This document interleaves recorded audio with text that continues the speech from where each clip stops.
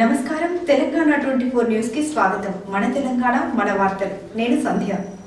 Cantonment పరిధిలో మంత్రి మల్లారెడ్డి ఆయన అల్లుడు రాజశేఖర రెడ్డిలు కనీస అవగాహన లేకుండా మాట్లాడుతున్నారని, వారికి రాజకీయ పరంగా ఉచిత శిక్షణ ఇస్తానని ఉపాధ్యక్షులు రామకృష్ణ తెలిపారు. డబ్బులు లేకుండానే గ్రేటర్ ఎన్నికల్లో తన అభ్యర్థి మోండా డివిజన్ బీజేపీ అభ్యర్థిగా ఉన్న దీపికను భారీ మెజారిటీతో గెలిపించుకున్నానని కంటోన్మెంట్ ఉపాధ్యక్షులు రామకృష్ణ తెలిపారు. ఈ ఎన్నికల్లో తమ కార్యకర్తలు తక్కువ సమయంలో పనిచేసి గెలుపేంటో చూపించామన్నారు. తమకు బీజేపీ కేంద్ర రాష్ట్ర అధిష్టానం నుంచి క్రమశిక్షణ నేర్పించారని, ఆ క్రమశిక్షణ వల్లనే మోండా డివిజన్ లో అభ్యర్థిని గెలిపించుకున్నామని కంటోన్మెంట్ బోర్డు మాజీ ఉపాధ్యక్షుడు, కంటోన్మెంట్ బీజేపీ నాయకుడు రామకృష్ణ ఈ రోజు సికింద్రాబాద్ మహీంద్రా హిల్స్ లో ఏర్పాటు చేసిన మీడియా సమావేశంలో మాట్లాడారు. గ్రేటర్ లో మంచినీరు ఉచితంగా ఇస్తామని చెప్పిన ముఖ్యమంత్రికి కంటోన్మెంట్ ప్రాంతం గుర్తుకు రాలేదా అని ప్రశ్నించారు. గ్రేటర్ లో ఉచితంగా నీళ్లు ఇస్తున్నట్లుగానే కంటోన్మెంట్ లో కూడా ప్రజలకు ఉచితంగా నీళ్లు ఇవ్వాలని వెంటనే సీఎం కేసీఆర్ ప్రకటించారని డిమాండ్ చేశారు. కంటోన్మెంట్ బోర్డుకు 23 కోట్ల నిధులు వాడుకున్నారని ఆరోపించారు. డబ్బును వెంటనే కంటోన్మెంట్ బోర్డుకు జమ చేయాలని, లేదంటే ఉద్యమిస్తారని తెలిపారు. కంటోన్మెంట్ నియోజకవర్గంలో ఓ మంత్రి జోకర్, మరొకరు పప్పు అనుచరులు పరమానంద శిష్యులుగా వ్యాఖ్యానించారు. ఇప్పటికీ కంటోన్మెంట్ బోర్డుకు రాష్ట్ర ప్రభుత్వం నుండి 60 కోట్లు బాకీ ఉందని, వెంటనే చెల్లించాలని, లేదంటే కోర్టును ఆశ్రయించాల్సి వస్తుందన్నారు. ముఖ్యంగా కంటోన్మెంట్ లో అభివృద్ధి కార్యక్రమాలకు ప్రోటోకాల్ లేకుండానే ఎవరిని పడితే వాళ్ళను చీఫ్ గెస్టులుగా పిలుస్తున్నారని, ఇప్పటికైనా కంటోన్మెంట్ అధికారులు తీరు మారాలి అన్నారు. రక్షణ శాఖ అధీనంలో ఉన్న కార్యక్రమాలకు ప్రోటోకాల్ పద్ధతిలో ఆహ్వానించాలన్నారు. త్వరలో కంటోన్మెంట్ ఎన్నికల్లో బీజేపీ ముందస్తు ప్రణాళిక గెలుపు కోసం ప్రయత్నాలు సాగుతున్నాయన్నారు. ఇకపోతే కంటోన్మెంట్ బోర్డు ఉపాధ్యక్షుని మార్చాలంటూ సమయం కాకుండానే కొందరు బోర్డు సభ్యులు వ్యక్తిగతంగా తీర్మానం పెట్టడంతో తాను హైకోర్టు వెళ్తే మళ్లీ ఉపాధ్యక్షుడిగా నా స్థానం సంపాదించుకున్నానని చెప్పారు. కంటోన్మెంట్ ఎన్నికల్లో టీఆర్ఎస్ మొత్తం ఖాళీ అవుతుందని జోసెఫ్ చెప్పారు.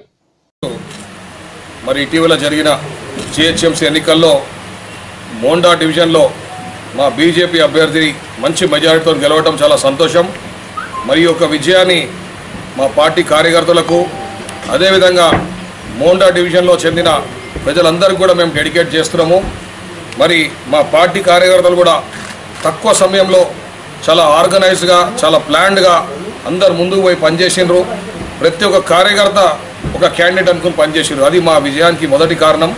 మరి అదేవిధంగా పూర్తిగా మాకు సీనియర్ లీడర్లు కానివ్వండి, బీజేపీ లీడర్లు కానివ్వండి, స్టేట్ నాయకత్వం కానివ్వండి, మరి మాకు స్టేట్ ఇన్ఛార్జీలు బయట జిల్లా నుంచి వచ్చి పనిచేసిన వాళ్ళు కూడా అందరూ కూడా చాలా బ్యూటిఫుల్ పర్ఫార్మెన్స్తో, ఒక క్రమశిక్షణతో పార్టీ గెలవాలన్న ఉద్దేశంతో, మరి డబ్బులు కానివ్వండి దానికి కానివ్వండి కాకుండా కేవలం పార్టీ ఉద్దేశంతో పార్టీని బలోపేతం చేయాలని పనిచేయడం చాలా ముఖ్యమైన అంశం.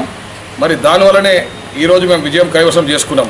ఇక పోతే టీఆర్ఎస్ వైఫల్యాలు, వాళ్ళు చేసిన ఫాల్స్ ప్రామిసెస్, వాళ్ళు చేసిన మిస్రూల్, మరి వాళ్ళు చేసిన అహంకారి ధోరణితో ఏదైతే రూలింగ్ చేసిండ్రో దానివల్ల మాకు చాలా అడ్వాంటేజ్ అయింది.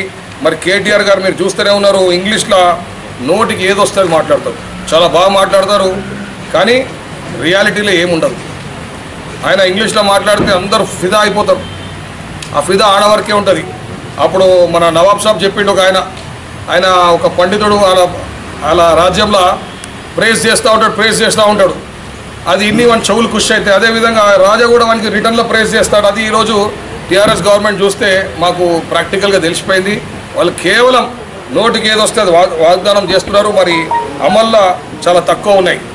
మరి ఈరోజు నేను కేటీఆర్ గారిని అడుగుతున్నా, ఎలక్షన్స్ వచ్చినాయని మీరు జిహెచ్ఎంసీ ప్రాంతంలో వాటర్ ఫ్రీ అన్నారు, మరి మీకు కంటోన్మెంట్ గుర్తు రాలేదా? ఈరోజు మీరు మీ జోకర్కు, మీ పప్పుకు, మీ యొక్క పరమానంద శిష్యులకు ఆదేశాలు ఇస్తున్నారు, కంటోన్మెంట్ గెలవాలా ఎట్టి పరిస్థితుల్లో, ఇప్పుడైనా బుద్ధి తెచ్చుకోండి, కళ్ళు తెరుచుకోండి, తిరగండి అని చెప్తున్నారు. చాలా సంతోషం, మంచి విషయం. మరి నీటి సమస్య ఏం చేసిండ్రు? మరి నీటి టారిఫ్ మేమేమడుగుతున్నాం, జిహెచ్ఎంసీ ప్రజలకు ఏమి ఇస్తున్నారో మాకు అది ఇవ్వమంటున్నాం. ఇప్పుడు మీరు జిహెచ్ఎంసీ ప్రజలకు ఫ్రీ ఇస్తే కంటోన్మెంట్ కూడా ఫ్రీ వాటర్ సప్లై చేయాలా? ఎందుకు మాకు వాళ్ళకి ఏమైనా తేడా ఉందా? అంటే మాది రిజర్వ్డ్ కాన్స్టిట్యున్సీ, మీరు ఏం మమ్మల్ని చూడరా? ఇవన్నీ కూడా మీరు ఆలోచన చేసుకోవాలి. కంటోన్మెంట్ క్యాంపెయిన్ మీరు స్టార్ట్ చేయకముందు మీ కార్యకర్తలు, మీ లీడర్లు, మీ జోకర్లు వీళ్ళందరూ తిరగకముందు దీని మీద క్లారిటీ ఇవ్వండి. మీరు దీనికోసం నేను ప్రధానంగా డిమాండ్ చేస్తున్నా. నెక్స్ట్, కొంతమంది అవగాహన రహితంగా మాట్లాడుతున్నారు. మేము 23 కోట్లు ఇచ్చినామంటే మీ తాత సొమ్ము ఇయ్యలే, మా పైసలు వాడుకున్నారు, మీరు మా ఫండ్స్ మిస్యూజ్ చేసినారు. మా పైసలు ఫస్ట్ మాకు ఇచ్చి మాట్లాడండి, లేకపోతే తప్పకుండా బోర్డు తరఫున గవర్నమెంట్ మీద క్రిమినల్ చర్యలు తీసుకుంటాం. మేము ఆల్రెడీ లీగల్ చర్యలు తీసుకోవాలని బోర్డులో రెజల్యూషన్ కూడా పాస్ చేసినాము. మీ తొత్తులు కూడా ఉన్నారు ఆ రోజు బోర్డు మీటింగ్లో, వాళ్ళు కూడా అవును అవును మనం యాక్షన్ తీసుకోవాలని చెప్పినారు. మరి తప్పకుండా యాక్షను మీ బోర్డు మెంబర్లు మీ యొక్క ఎమ్మెల్యే గారు ఉంటారు, మీలే మీ మీద యాక్షన్ తీసుకునే పరిస్థితి తెచ్చుకోకండి. మా ఫండ్స్ అన్నీ మాకు ఫస్ట్ రిలీజ్ చేయండి, దాని తర్వాత మీరు మాట్లాడండి. మరి అదేవిధంగా ఈరోజు కేటీఆర్ గారిని చూస్తున్నాం, నోటికి వచ్చిన అబద్ధాలు చెప్తున్నాడు. ఎన్డీఆర్ఎఫ్ ఫండ్స్ ఎస్డీఆర్ఎఫ్ ఫండ్స్ ఇంచుమించి ఆల్మోస్ట్ ఒక పేరు చేంజ్, కానీ స్టేట్ డిజాస్టర్ మేనేజ్మెంట్ ఫండ్ ఒకటి, నేషనల్ డిజాస్టర్ మేనేజ్మెంట్ ఫండ్ ఒకటి. దాంట్లో ఇనీషియల్గానే 224 crores ఇవ్వటం జరిగింది. అన్నీ బ్లూ అండ్ వైట్ అంటే బ్లాక్ పేపర్ మీద ఉంటాయి. మేము చెప్పే ఫిగర్స్ కాదు, మీరు చెప్పే ఫిగర్స్ కాదు, మీరు దాచిపెడితే దాగే ఫిగర్స్ కావు. మరి ఆ ఫండ్స్ తీసుకొని మీరు హైగా మిస్యూజ్ చేసిండ్రు. మీ కార్యకర్తలు అందరూ జోబులలో పెట్టుకున్నారు. ఒక 100 ఇళ్ళకి వంచమంటే 30, 25, 30 ఇళ్ళకి కూడా వంచలేదు. దాంట్లో కూడా అన్ని కటింగ్లే వంచారు. ఇంత మిస్యూజ్ చేస్తే ఏ గవర్నమెంట్ కూడా మిమ్మల్ని ఎంటర్టైన్ చేయదు. సెంట్రల్ గవర్నమెంట్ మీరు లెక్క రాసిర్రు, సెంట్రల్ గవర్నమెంట్ స్పందించి వాళ్ళ ఒక కమిటీ ఇక్కడ పంపించడం జరిగింది. ఐఏఎస్ ఆఫీసర్లు ఒక 3-4 వచ్చింది ఇక్కడికి. మీరు డీటెయిల్డ్ రిపోర్ట్ ఇమ్మన్నారు, మరి ఈ రోజు వరకు మీరు ఇవ్వలేదు. ఎవరైనా డీటెయిల్డ్ రిపోర్ట్ ఇవ్వాలా, దీన్ని ఏం జరిగింది, ఎంత మునిగిపోయింది, ఏ హెడ్లో మీకు ఎంత కావాలని ఇవ్వాలా. మీరేమనుకున్నారు, బ్లాంకెట్ కావాలి, ఇన్ని పైసలు ఇస్తే మీరు అడ్డగోలు ఖర్చు పెట్టుకోవచ్చు అనుకున్నారు. మరి గవర్నమెంట్ డెఫినెట్గా వాళ్ళ స్టాండ్ మీద ఉంటుంది. ఈ రోజు కూడా మీరు డీటెయిల్ రిపోర్ట్ నాకు తెలిసి ఇంకా సబ్మిట్ కాలేదు. దయచేసి కళ్ళు తెరుచుకొని గవర్నమెంట్ ప్రొసీజర్స్ మీరు ఫాలో కాండి. మంత్రి, ముఖ్యమంత్రి లేదు ఒక రాజ్యాంగ అధికారం మీ చేతిలో ఉంటే మీరు ఇష్టానుసారం చేయడం కాదు. అందరికన్నా సెన్సిటివ్ అంటే పబ్లిక్ మనీ. మీరు పబ్లిక్ మనీని బాగా మిస్యూజ్ చేస్తున్నారు. మరి ఇటువంటి పబ్లిక్ మనీని మిస్యూజ్ చేస్తే చాలా సీరియస్ యాక్షన్స్ ఉంటాయి. చాలామందిని చూసిరు మీరు. గతంలో కాంగ్రెస్ గవర్నమెంట్ చిదంబరం గారు ఏదైతే సిబిఐ బిల్డింగ్ ఇనాగ్రేట్ చేసిండో అదే బిల్డింగ్లో అరెస్ట్ అయ్యి జైలుకి పోయిన పరిస్థితి ఉంది. మీరు దయచేసి ఇవన్నీ గుర్తు తెచ్చుకోవాలి. ఎందుకంటే ఈరోజు మీరు అధికారం విర్రవీగుతున్నారు, అది మంచి ఉద్దేశం కాదు. ఫైనాన్షియల్ ఇర్రెగ్యులారిటీస్, ఫైనాన్షియల్ డిసిప్లిన్ చాలా చాలా ఇంపార్టెంట్. ఇవి మీరు ఉల్లంఘించి పనిచేస్తున్నారు. తప్పకుండా మీకు కూడా గతి వచ్చే రోజు తొందరలో ఉందని మీకు హెచ్చరిస్తున్నా. ఏదైతే కార్యకర్తలు, ఒక పార్టీ అంటే కార్యకర్తలను తయారు చేయాలా, నాయకులను తయారు చేయాలా. మీరేంది ఇక పెంపుడు, ఇక మన ఒక వర్డ్ అంటే బాగుండదు, కొంతమంది పెంచుకుంటున్నారు. కేవలం వేరే అపోజిషన్ మాట్లాడినా వారి మీద ఉసిగలుపుతారు, ఒక 4-6 వాళ్ళు ట్విట్టర్ అంటారు, లేకపోతే బేబీ సిట్టింగ్లకి ఇంట్లో కూర్చొని సోషల్ మీడియాని అడాప్ట్ చేస్తున్నారు. అది తప్పు, రాంగ్ ప్రాక్టీస్. సోషల్ మీడియా వాడుకుంటే మీ క్యాంపెయిన్ కోసం వాడుకోండి, మీ పాజిటివ్ స్ట్రాటజీ కోసం వాడుకోండి. అంతేగాని వేరే వాళ్ళని క్రిటిసైజ్ చేయాలా, వేరే వాళ్ళు వాడుకుంటే దాన్ని డిఫేమ్ చేయాలా. మీరు ఈ విధంగా సోషల్ మీడియాను కూడా మిస్యూజ్ చేస్తున్నారు. మరి ఇది మంచి పద్ధతి కాదు. మీరు దయచేసి ఇప్పుడు కూడా టైం ముంచిపోయేది ఏం లేదు. మీరు మీ కార్యకర్తలను మంచి నాయకులుగా తయారు చేయండి, ఒక ఆదర్శవంతులుగా తయారు చేయండి. అట్లీస్ట్ మీది కుటుంబ పాలన ఉంది, అట్లీస్ట్ డౌన్ ద లైన్ అయినా ఫ్రీడమ్ ఇవ్వండి. అందరికీ మంచిగా వర్క్ చేసి పబ్లిక్లో మమైకమై పనిచేయాలని. మరి ఇక మా బోర్డుకు వస్తే, మన కంటోన్మెంట్ బోర్డులో నేను నిన్న మొన్న చూస్తున్నా, సేమ్ మళ్ళీ మా జోకర్ వెళ్ళిండి బయటికి ఒక మంత్రి. ఆయనకు ఆయన శాఖలు ఏం జరుగుతుందో కూడా తెలియదు. ఇక మా కంటోన్మెంట్ గురించి మాట్లాడడానికి వచ్చింది. మేము ఆపు పైసలు ఇచ్చినాం, సెంట్రల్ గవర్నమెంట్ ఏం ఇవ్వలేదు, నోటికి వచ్చిన అబద్ధాలు. టీఆర్ఎస్ అంటేనే జూటా పార్టీ. మరి ఈ జూటా పార్టీలకేంచి కూడా మళ్ళీ మా జోకర్ వెళ్ళిండు. నన్ను చాలామంది అడుగుతున్నా, ఈయన పేరు జోకర్ ఎందుకు పెట్టినావు మంత్రి కదా అని. మరి ఇటువంటి జోకర్ మాటలు మాట్లాడతాడు కాబట్టి పెట్టినా. ఎన్నో ప్రయత్నాలు చేస్తున్నాడు. ఈ జోకర్ అంట అదే టీఆర్ఎస్ గవర్నమెంట్ని టాపులు చేస్తాడంట అంటున్నారు పబ్లిక్. 100 కోట్లు ఇచ్చి 70 మంది ఎమ్మెల్యేలు కొనుక్కుంటే అవసరం పడితే నాకు ఎంపీ అయినా మంత్రి అయినా ఇక నాకు సీఎం కావాలని కోరిక ఉంది అని అంటుండు. మరి ఇటువంటి ప్రయత్నాలు చేసిన జోకర్ అనకపోతే ఇంకేమనాలి నేను. అనుచరుడు పప్పు, వీళ్ళిద్దరు కలిసి ఒక పరమానంద శిష్యుల్ని పెట్టుకుని మా వాళ్ళని, ఒక జోకర్, ఒక పప్పు, ఒక పరమానంద శిష్యులు, వీళ్ళు కలిసి కంటోన్మెంట్ అభివృద్ధి చేస్తారంట. ఇక ఉరికిపిస్తాం కంటోన్మెంట్. రామకృష్ణ వెళ్ళిపోయింది, ఉరుకుడే అంటే ఏడు కురుకుతాం. ఏం చేసిరు ఈరోజు? అచ్చా, జోకర్కి ఏం నైతిక విలువలు ఉన్నాయి? ఈరోజు కొబ్బరికాయ కొట్టడానికి వస్తుండు. ఆయన శాఖ నుంచే మనకు 1 కోటి రూపాయలు ఇచ్చిండా? ఆయన ఏదైతే శాఖ మంత్రి ఉన్నాడో. మరి నైతిక విలువలు ఉండాలి. ఒక వర్క్ ఆడికి పోతే, ఇప్పుడు నేను ఒక వర్క్ చేయలేదంటే నేను ఆడికి వర్క్ పోను. మరి ఆయనకి ఏం విలువలు ఉన్నాయి? ఎవరు విలువగానే జోకర్ కనుక వచ్చేస్తాడు, వచ్చి నోటికి వచ్చిన అబద్ధాలు పబ్లిక్ని మిస్గైడ్ చేస్తాడు. మరి తప్పు కాదు కదా. మీరు ఒక బాధ్యత గల మంత్రి కింద ఉన్నారు. మరి మీరు ఏం చెప్తే ఆ వర్డ్కి వాల్యూ ఉండాలి. ఎందుకంటే ప్రజాప్రతినిధి, మీరు ప్రజాప్రతినిధులు. మళ్ళీ గవర్నమెంట్ మీ మీద కన్కరించి మిమ్మల్ని మంత్రి చేసింది. మీరు ఏది చెప్తే అది పబ్లిక్ ఆదర్శవంతంగా ఉండాలి. అంతేగాని సెంట్రల్ ఏం చేయలేదు, ఇదేం చేయలేదు, అంతా మా స్టేట్ గవర్నమెంట్ ఏం చేసేది? మా 80 కోట్లు వాడుకొని 2-3 సంవత్సరాల తర్వాత మొన్న 23 కోట్లు, అది కూడా మేము వార్నింగ్లు ఇస్తే ఇచ్చింది. మేము కరస్పాండెన్స్ చేసినాం, దాంట్లో చాలా సీరియస్గా చెప్పినాం. మీరు టైం లిమిట్లో ఇవ్వకపోతే మీ మీద లీగల్ చర్యలు తీసుకుంటాము కూడా రాసినాం. మరి అటువంటి ఒత్తిడికి భయపడి మాకు డబ్బులు కొంచెం కొంచెం రిలీజ్ చేసింది, ఇంకా 50-60 కోట్లు బాకీ ఉంది. మరి ఆయనకు అవగాహన, అసలు రూపాయి అవగాహన లేదు. సర్వీస్ ఛార్జెస్ అనేది ఆర్మీ అధికారులు మాకు చెల్లించాలి. మేము ఆర్మీ అధికారులకు రెండర్ చేసే సర్వీసెస్ కోసం మాకు ఇవ్వాల్సిన సర్వీస్ ఛార్జెస్, దానికి లెక్కలు ఉంటాయి. మీకు జోకర్కు, పప్పుకు, మరి మా పరమానంద శిష్యులకు నేను ఫ్రీగా ఓరియంటేషన్ క్లాసెస్ ఇస్తా. ఫ్రీగా, నాకు ₹1 వద్దు. ఎందుకంటే మీరు ఇచ్చే పైసలు కూడా పబ్లిక్ సొమ్మే, ఆడికేం ఎడుకొని కొట్టుకొస్తారు. ఫ్రీగా క్లాసెస్ ఇస్తా. మీరు 2 days రండి. మీకు స్టేట్ గవర్నమెంట్ స్కీమ్స్ ఏంటి, సెంట్రల్ గవర్నమెంట్ స్కీమ్స్ ఏంటి, సెంట్రల్లీ స్పాన్సర్డ్ స్కీమ్స్లో ఎన్ని పైసలు స్టేట్ గవర్నమెంట్ వాడుతుంది, ఏం ఫ్యాక్ట్స్ ఉన్నాయి, ఇవన్నీ కూడా నేను మీకు ఫ్రీ ఓరియంటేషన్ క్లాస్ ఇస్తా. కంటోన్మెంట్ రెవెన్యూ ఎంత, కంటోన్మెంట్ రావాల్సింది ఎంత, స్టేట్ గవర్నమెంట్ ఇవ్వాల్సింది ఎంత, స్టేట్ గవర్నమెంట్ ఇచ్చింది ఎంత, ఇవన్నీ కూడా నేను డీటెయిల్స్ చేయగలుగుతా. మీరు రేపు రండి, నేను రేపు మీకు క్లాసెస్ ఇస్తా ఫ్రీగా. నాకు ₹1 వద్దు. తెలుసుకొని మాట్లాడాలి. ఇక పోతే బీజేపీ గవర్నమెంట్లో ఏదైతే ప్రోటోకాల్ ఉందో, మాకు కూడా ఒక ఎమ్మెల్సీ గారు ఉన్నారు.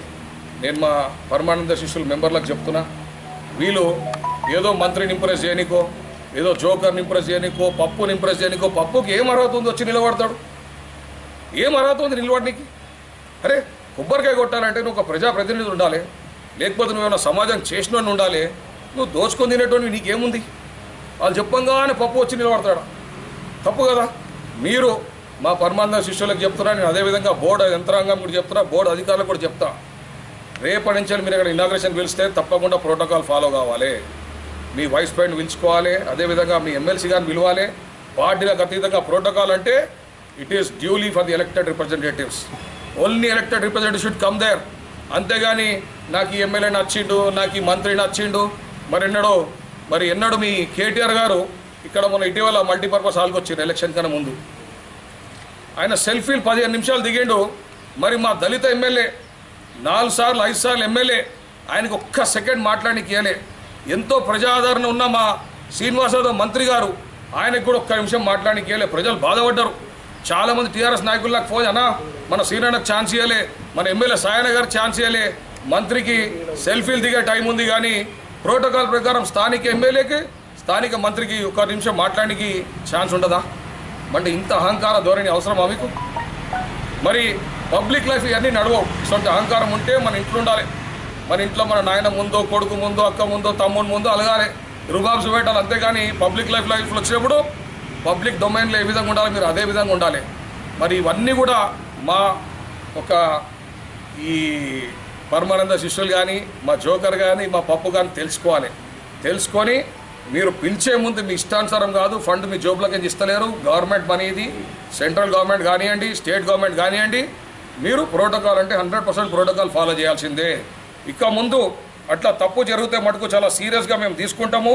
మరి అదేవిధంగా ఏవైతే ఈరోజు టీఆర్ఎస్ గవర్నమెంట్ చాలా బూస్ట్ చేస్తుందో, ఏమని మిషన్ భగీరథ అని, లేకపోతే ఆ మిషన్ అని, మేము ఈ పని చేసినామని, చెరువులు దొవ్వినామని. నేను ఇటీవల ఒక నేషనల్ కాన్ఫరెన్స్ అటెండ్ అయినా. సెంట్రల్లీ స్పాన్సర్డ్ స్కీమ్ మీద ఆల్ ఇండియా ఒక కాన్ఫరెన్స్ జరిగింది. దాంట్లో నేను మన స్టేట్ గవర్నమెంట్ ఆఫ్ తెలంగాణ ఇచ్చిన రిప్రజెంటేషన్స్ కూడా చూసిన.